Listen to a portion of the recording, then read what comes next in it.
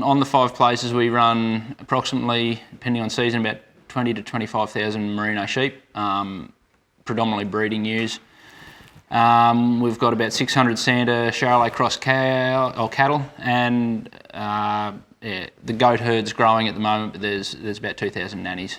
So there's a number of reasons we decided to go down the path of getting some goats. We wanted to diversify a bit more from just the merino sheep and the cattle side of it. There's also the tree control factor that we needed to address.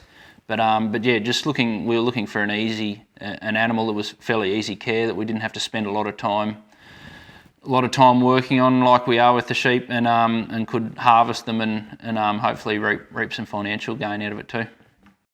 At this stage, the industry is in a very strong situation. The opportunities are, I consider, huge for people that are looking at coming into rural industries.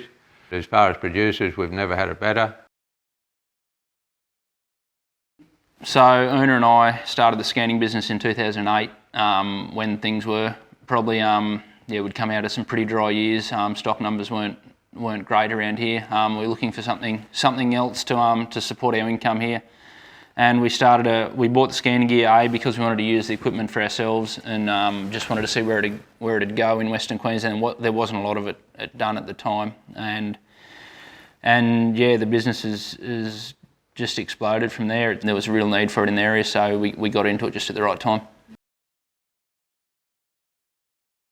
In 2015, we made the decision to fence, and that was prior to any government funding.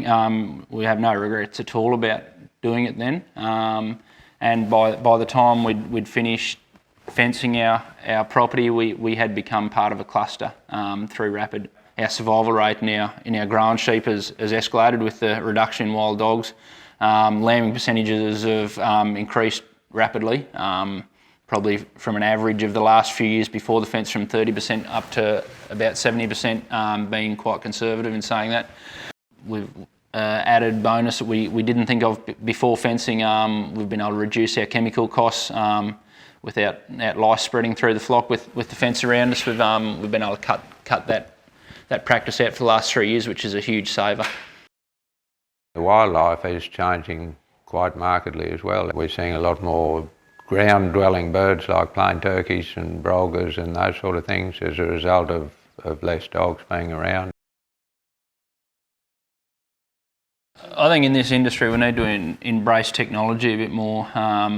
We're still performing practices basically the same way as we were doing in the early 1900s. Spend some more money on research and development and find some better ways to do things, and which may in turn help the labour shortage and the shearing shortage and all those sort of things.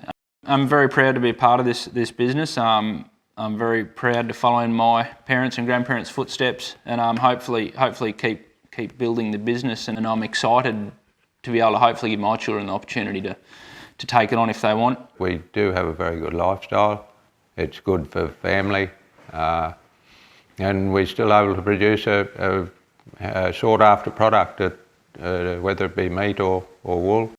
Yeah, the next generation will have those opportunities. They might be totally different to what we've been doing, but the business now will allow that to happen. The generation that's coming through now of doing it because they want to, not because they've got to.